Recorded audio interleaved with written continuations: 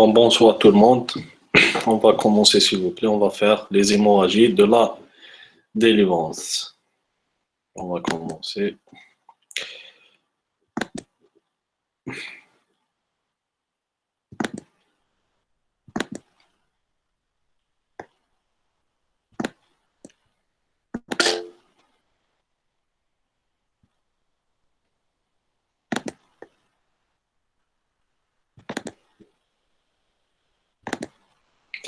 Très bien.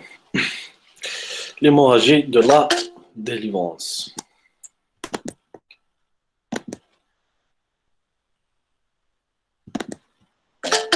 Oh. Soyez à l'heure s'il vous plaît.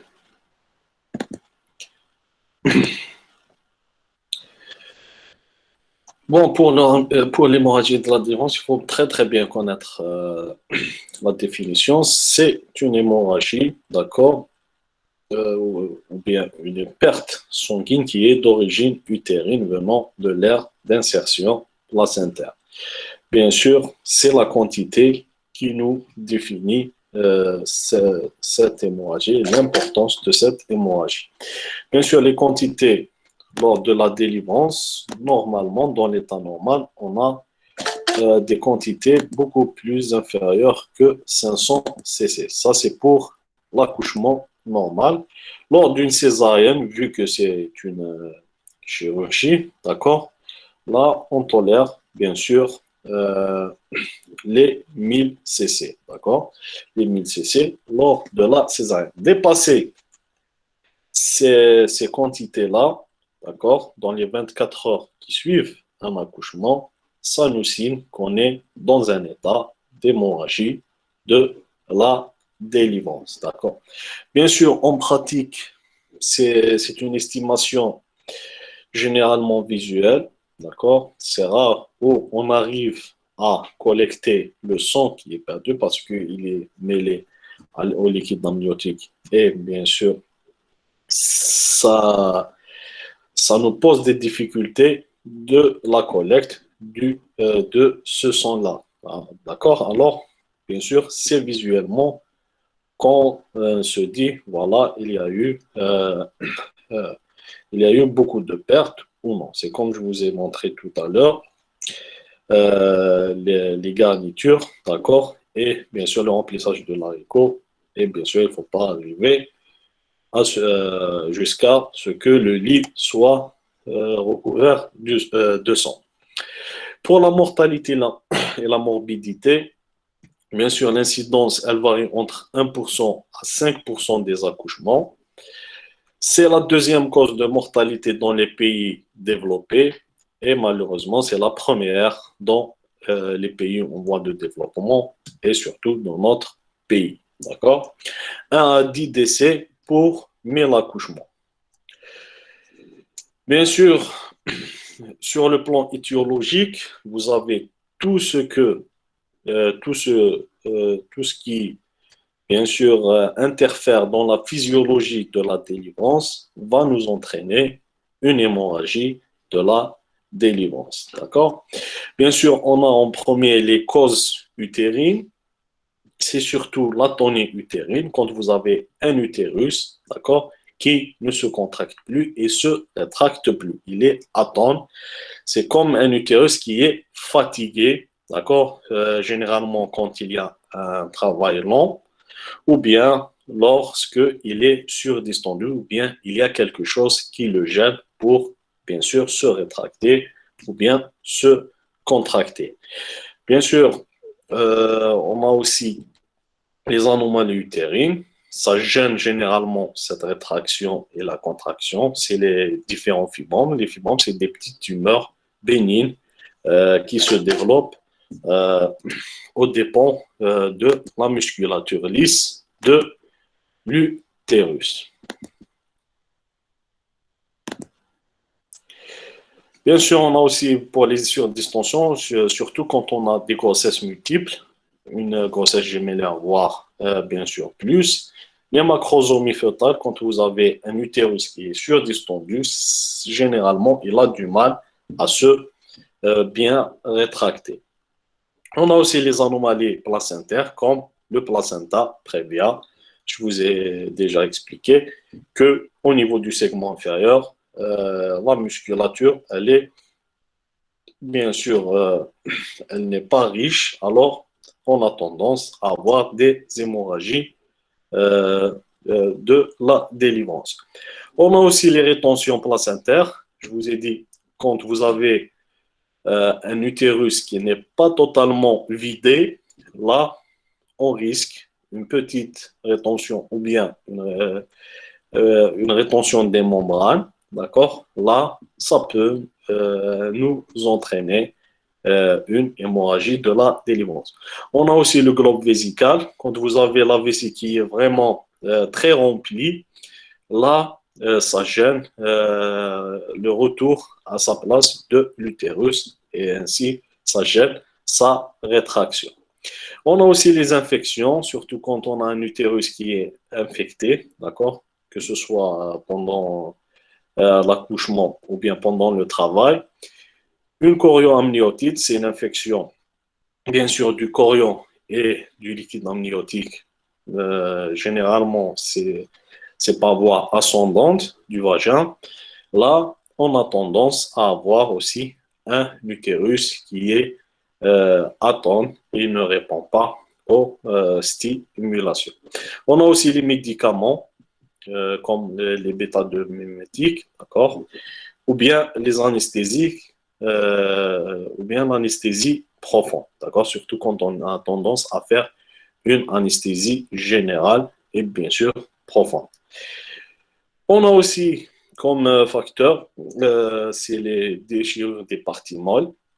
Ce sont les déchirures surtout cervicales et vaginales dues à des manœuvres, surtout instrumentales, quand on utilise un forceps, et aux accouchements difficiles, quand vraiment on a fait des manœuvres, que ce soit des manœuvres internes en introduisant la main pour, par exemple, ramener ou bien faire engager les épaules dans la dystocie des épaules, ou bien dans le siège quand on essaye d'extraire la tête là aussi. On peut faire des déchirures au niveau du col utérin et du vagin. On a aussi les hématomes pelviens et périnéaux. D'accord? Là, le siège, il est souvent dans le ligament large. Le ligament large, vous avez là l'utérus, là les trompes, d'accord? Là l'ovaire, et le péritone qui vient tapisser toutes ces structures. Là, c'est ce qu'on appelle le ligament large. Alors, généralement, quand il y a une petite artère qui éclate, on aura du sang qui va s'accumuler et nous donner un hématome du ligament large. Aussi, on peut avoir le siège de cet hématome au niveau de la vulve ou bien au niveau du vagin. D'où l'intérêt de bien examiner lorsqu'on a une hémorragie de la délivrance. D'abord, d'examiner la vulve, le vagin, puis le col, puis aller vers l'intérieur de l'utérus. Il faut toujours éliminer une cause cervicale ou bien vaginale. Bien sûr, là, généralement, quand vous avez un hématome qui n'est pas extériorisé, vous pouvez le voir grâce à l'échographie. À l'échographie, on peut voir cette collection sanguine. Les causes maternelles, c'est généralement quand on a, il faut faire très très attention quand déjà la femme elle a déjà fait une hémorragie de la délivrance lors des grossesses précédentes. Là, vraiment, il faut faire très très attention. Même parfois, il y a indication à faire une délivrance manuelle dès que le nouveau-né est sorti pour, bien sûr, prévenir cette hémorragie de la délivrance ou bien une récidive de cette hémorragie. Bien sûr, on a les anomalies de l'hémostase. C'est un temps qui est important dans la délivrance, c'est le troisième temps. Et surtout ce temps-là d'hémostase, d'accord? Bien sûr, parmi les maladies qu'on a, c'est surtout la maladie de Wilm-Brandt. Elle est un peu fréquente dans le bassin méditerranéen. On a aussi le purpura thrombopénique idiopathique. Bien sûr, c'est une thrombopénie que la femme a la tendance à avoir au troisième trimestre de la grossesse. Généralement, ce n'est pas très inquiétant, d'accord, mais il faut faire très, très attention. Il faut préparer les plaquettes, euh, faire un don de plaquettes et bien sûr prévenir de ramener ces plaquettes-là pour transfuser avant l'accouchement et parfois même après l'accouchement. On a aussi les pathologies vasculo-rénales, surtout c'est la prééclampsie, parce que dans la prééclampsie, généralement, on a une thrombopénie, d'accord, surtout les états graves. La HRP, c'est l'hématome rétroplacentaire. On va voir dans le cours par quel mécanisme on aura, bien sûr, un trouble, généralement, un trouble de la coagulation, et le HELP syndrome. Le HELP syndrome, c'est un syndrome qui est fait, et on va le voir quand on fera la prééclampsie. On aura surtout une thrombopénie, une élévation des enzymes hépatiques, surtout. D'accord? Bien sûr, tout ça, c'est généralement une aggravation d'un état précaire lors d'une prééclampsie. Bien sûr, on peut avoir comme cause les infections materno-fœtales. D'accord? Là, on risque bien sûr d'avoir une infection utérine, là aussi. On a aussi les morts intra-utérines anciennes.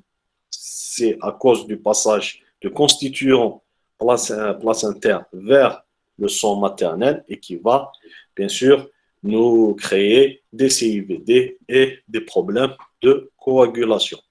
Et bien sûr, la fameuse embolie amniotique. C'est le passage surtout, généralement lors de l'accouchement, où on a le passage de quelques cc du liquide amniotique vers le sang maternel. Et ça engendre une embolie, d'accord, parfois même la mort maternelle.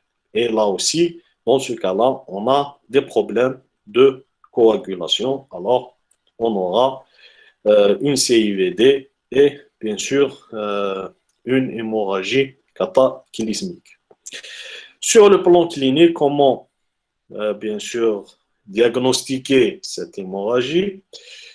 Bien sûr, c'est une hémorragie qui est extériorisée généralement, d'accord, à travers l'utérus. Il y a bien sûr du sang qui vient et bien sûr, elle est extériorisée en dehors du vagin. Cette hémorragie, généralement, elle est indolore, d'accord? Il n'y a pas de raison qu'il y ait une douleur, sauf bien sûr s'il y a eu une rupture utérine ou bien l'utérus qui a été bien sûr rompu quelque part. Bien sûr, elle est abondante et généralement, elle est brutale. L'utérus, il est mou, on n'a plus le globe de sécurité de Pinard, parce que si vous avez un bon globe, ça veut dire normalement, ce n'est pas de l'utérus que le sang vient. Il faut rechercher une autre origine, soit cervicale, soit vaginale. Bien sûr, le pouls, il est rapide et mal frappé. D'accord? Généralement, chez les jeunes femmes, on a tendance, avant d'avoir, quand on a une hémorragie, d'accord, le cœur, il va, bien sûr, avant que la tension artérielle ne baisse, le cœur, il va, bien sûr, essayer de suppléer cette perte-là par l'augmentation de sa fréquence. D'accord? Alors, on aura généralement une tachycardie avant que les tensions ne s'abaissent. Bien sûr, si il y a un retard de prise en charge, la tension artérielle va finir par, bien sûr, diminuer.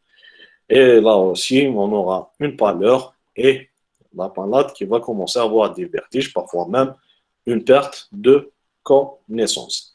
Et bien sûr, au grand extrême, on aura un choc hémorragique, collapsus et puis la mort maternelle. Ça, bien sûr, si vous n'avez pas surveillé votre patiente. Ce qui est important dans l'hémorragie, c'est la prévenir. C'est systématique, bien sûr, de faire des gestes simples, mais qui vont vous éviter d'aller vers cette hémorragie. Bien sûr, la prévention repose sur la prise en compte des étiologies et des facteurs de risque et surtout, c'est la surveillance de notre délivrance. La prévention de la tonie utérine est systématiquement faite par une délivrance dirigée. D'accord. Euh, il y a ceux qui vous disent qu'il faut clamper rapidement le cordon. Ça réduirait les pertes de sanguine. D'accord. Alors, mais il y a certains, mais c'est des écoles, il y a certains qui vous disent non, ça n'a aucun effet. Mais nous, on pratique généralement le clampage, il est fait systématiquement dès la sortie du nouveau-né. La délivrance artificielle, si par exemple au bout de 30 minutes, on n'obtient pas bien sûr, on n'obtient pas une délivrance, à partir de 30 minutes, il faut aller chercher ce placenta et bien sûr le faire sortir. Ajouté à cela, il faut bien surveiller la parturiente 2 heures en salle d'accouchement. D'accord. Là, s'il y a un problème rapidement, elle est prise en charge. Et pendant 24 heures après sa sortie vers le post-partum. Quand on a une hémorragie, qu'est-ce qu'il faut faire? Ça, c'est le chapitre de traitement ou bien la prise en charge. Bien sûr, il est indispensable de déterminer la cause de l'hémorragie. Il faut bien voir, bien sûr, l'origine de cette hémorragie. La prise en charge doit reposer sur une équipe pluridisciplinaire. Surtout, on a besoin d'un anesthésiste réanimateur, un gynécologue, un biologiste pour faire les bilans sanguins, surtout les bilans de coagulation, d'accord? Et un radiologue vasculaire, ça c'est pas chez nous, mais on verra dans les types du traitement comment on fait en radiologie interventionnelle pour bien sûr arrêter ces hémorragies. Méthodiquement, on va procéder, bien sûr, avant tout, il faut mettre en condition la malade, d'accord? Généralement, si vous avez une hémorragie de la délivrance, il faut emmener directement la malade au bloc opératoire et faire les gestes dans ce bloc pour ne pas perdre de temps. Bien sûr, il ne faut pas oublier la sepsie. Il ne faut pas se précipiter en oubliant la sepsie. Il faut toujours faire les choses, tous les gestes, d'une manière, bien sûr, à protéger la femme des infections et ne pas avoir, même si vous sauvez la malade, il ne faut pas avoir une complication infectieuse. Par exemple, vous pouvez avoir une péritonite qui peut, bien sûr, entraîner la passion. On procède au début par une révision utérine et du col utérin. C'est les premiers gestes à réaliser systématiquement dans des conditions d'asepsie sous couverture antibiotique et normalement avec une analgésie efficace, soit la malade a été sous péridurale, on réinjecte bien sûr dans la péridurale le produit anesthésique pour continuer l'anesthésie. Sinon, si elle n'était pas sous péridurale, on passe à l'anesthésie générale pour relâcher la malade, pour bien examiner. Bien sûr, il ne faut pas oublier de sonder la vessie, c'est très très important. La révision utérine permet de contrôler la vacuité utérine, d'accord? On va s'assurer qu'il n'y reste rien du tout dans l'utérus qui empêcherait la rétraction et les contractions utérines. et bien sûr, surtout d'éliminer une rupture utérine. Est-ce qu'il n'y a pas une déchirure dans les parois de l'utérus qui nous ont créé ces hémorragies-là? Parce que la prise en charge, c'est opératoire. Il faut opérer et réparer ces déchirures. Bien sûr, elle est suivie d'une révision du col utérin. Il faut très très bien examiner le col parce que dès que l'accouchement se fait, il y a le col qui commencera à, bien sûr, à redevenir, même s'il est mou, mais les deux parties antérieures et postérieures du col, elles vont, bien sûr, redevenir comme elles étaient. Bien sûr, il faut examiner le vagin, d'accord, pour vérifier s'il n'y a pas de déchirure. Si on a fait une épisiotomie, il faut la reprendre, surtout si elle saigne beaucoup. En cas, bien sûr, en cas d'épusion, on va suturer. Bien sûr, on va essayer, si l'utérus, par exemple, il était mou, de faire ce qu'on appelle un massage utérin. On va bien sûr, au-dessus de la symphyse pubienne, on va essayer de palper l'utérus et de faire quelques massages. Parfois, ça donne et ça aide l'utérus à se contracter et à se rétracter. En cas où on a des troubles de coagulation, bien sûr, on doit transfuser la patiente selon, bien sûr, les besoins en produits sanguins. Le traitement médical, généralement, on ajoute le traitement médical euh, à ces gestes qu'on a déjà fait. Généralement, on débute directement l'ocytocine, d'accord?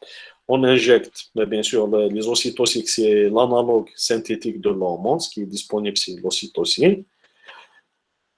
Bien sûr, on peut injecter 10 à 15 unités en IV. Généralement, on utilise la voie IV, d'accord? Mais il faut savoir qu'il ne faut pas dépasser les 50 unités, sinon ça va devenir toxique pour la patiente. Dans les meilleurs des cas, ce qui est bien à utiliser, c'est pour ça que je vous ai dit tout à l'heure, le métergin, il était retiré des protocoles, d'accord? Mais malheureusement, nous, on n'a pas les analogues de la prostaglandine. C'est le fameux Malador. C'est des prostaglandines en IV. Ça a un effet spectaculaire sur les contractions utérines. Ça donne vraiment de très très bons résultats. Parfois même, on peut les utiliser sans utiliser les ocytocines. Mais comme on n'en a pas, c'est le Malador, c'est vraiment, on injecte 500 microgrammes en 1 heure, suivi de 500 microgrammes en 5 heures, et vous êtes tranquille. Mais malheureusement, on ne l'a pas. Nous, on utilise le métergin. On peut, bien sûr, le métergin est injecté en IM seulement, et on peut utiliser 2 ampoules en IM pour bien sûr favoriser cette rétraction et ça donne vraiment une très très bonne rétraction de l'utérus. Bien sûr, concomitamment avec tous ces gestes-là, il ne faut pas oublier la réanimation. C'est très très important, d'accord? C'est de cette bonne réanimation que va dépendre le pronostic de notre patient. Bien sûr, on doit poser 2 voies d'abord de bon calibre, voire même une voie centrale si on n'arrive pas vraiment à avoir des voies périphériques de bonne qualité. Bien sûr, on va mesurer la pression veineuse centrale et contrôler le remplissage. Mais généralement, dans l'urgence, on ne mesure pas cette pression veineuse, d'accord? Mais on commence directement la transfusion. Bien sûr, il faut surveiller la patiente sur le plan cardiovasculaire par un monitorage. Bien sûr, on va monitorer la femme et ça va nous donner la fréquence cardiaque et surtout la tension artérielle chaque 3 minutes ou comme on veut régler la saturométrie, d'accord? Et bien sûr, il ne faut jamais oublier de sonder la patiente pour voir, pour quantifier la diurèse de notre patiente. Parce que généralement, quand vous avez une hémorragie, vous avez tendance à avoir des oliguries. Oliguries parce que les reins qui ont été pendant cette hémorragie-là mal euh, vascularisés, on aura tendance à avoir bien sûr une insuffisance rénale fonctionnelle. Le bilan, en parallèle, le bilan d'urgence, il est fait, d'accord? Et on refera les bilans, d'accord, selon notre évolution clinique. Bien sûr, on n'oublie pas l'oxygénation de la patiente, un remplissage vasculaire,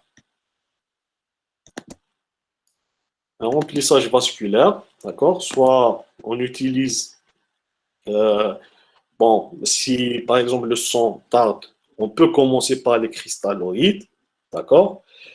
Ou bien, si par chance le labo il est juste à côté et on a le sang, il faut commencer par la transfusion par du sang et le plasma gel et bien sûr les plaquettes euh, selon le bilan de la patiente.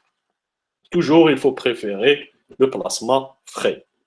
Bien sûr, il convient aussi d'apporter des facteurs de la coagulation et du fibrinogène. Actuellement, ils sont disponibles. On a bien sûr le fibrinogène et surtout, on a le facteur 7 activé. D'accord? C'est ce qu'on appelle le nouveau 7.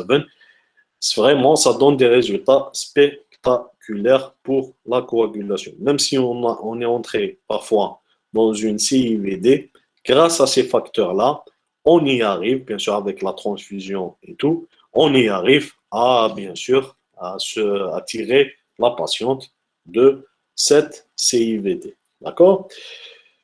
Ça, c'est pour la réanimation et le traitement médical. Donc, ça, euh, c'est dans le cas où l'hémorragie s'arrête. Là, on va continuer la réanimation et on va surveiller le saignement. D'accord?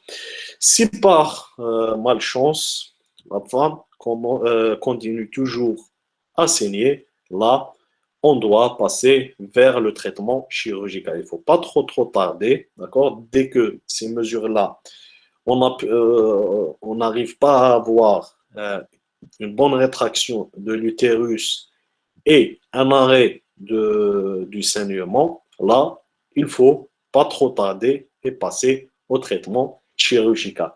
Bien sûr, dans le traitement chirurgical, il faut bien sûr essayer de conserver l'utérus. D'accord? Il ne faut pas se précipiter à enlever l'utérus, mais d'essayer de commencer par des méthodes conservatrices qui vont nous permettre de conserver l'utérus.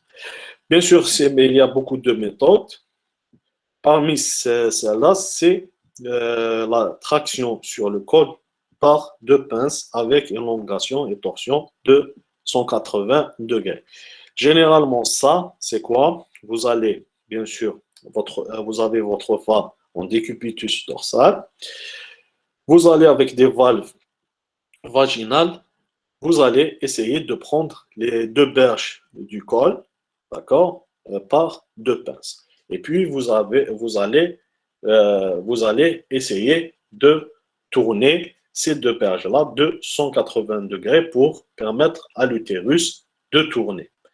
Ça nous permet bien sûr d'avoir une compression des vaisseaux utérins pour diminuer la vascularisation de l'utérus et d'essayer d'arrêter cette hémorragie. Généralement, cette méthode-là, elle est utilisée si réellement on attend que le bloc opératoire se libère. D'accord? Parce que ce n'est pas vraiment une technique qui donne une efficacité importante.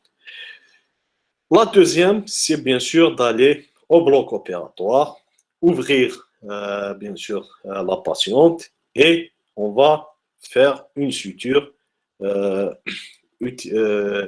une suture utérine si on a, bien sûr, une rupture utérine quelque part, d'accord? Sinon, il faut, bien sûr, faire ce qu'on appelle des méthodes pour diminuer le sang qui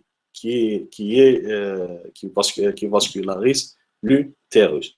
Bien sûr, ces techniques, on essaie de faire un capitonnage des parois utérines par des points en X. Ce capitonnage, ça, c'est l'utérus. On va essayer avec un fil, d'accord? Un fil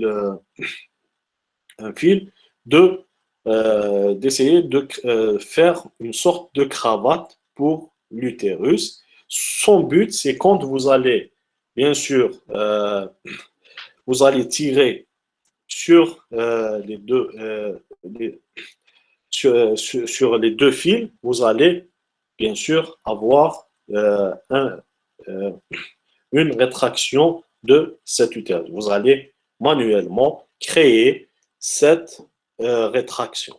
D'accord? Ça, parfois, ça nous évite, bien sûr, une hystérectomie et ça marche des fois. Cette technique, c'est la technique de Billing. D'accord? C'est Billing qui l'a décrite. Par exemple, on fait entrer l'aiguille de la face antérieure vers la face postérieure, d'accord? Et bien sûr, d'essayer de cravater le fond utérin vers, bien sûr, le bas. Puis, on va serrer pour, bien sûr, on va essayer de serrer au maximum pour faire, bien sûr, rétracter cet utérus.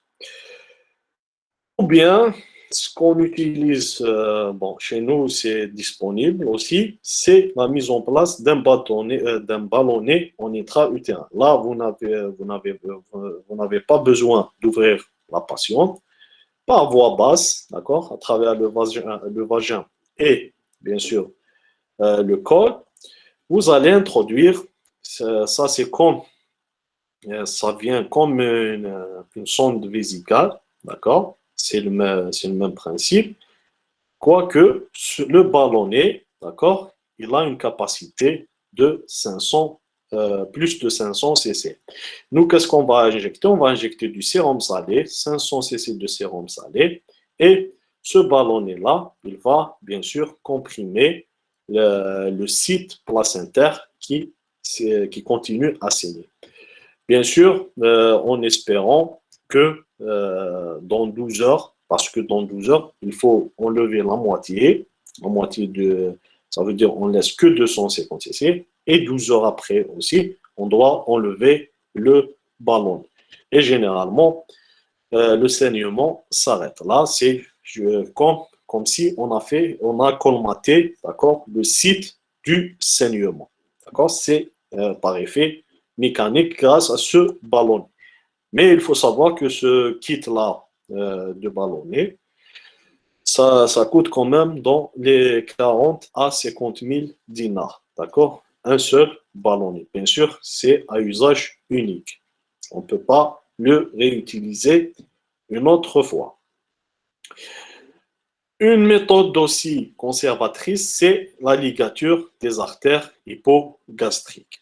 D'accord? Les artères hypogastriques ou bien les artères iliaques internes. C'est la même chose.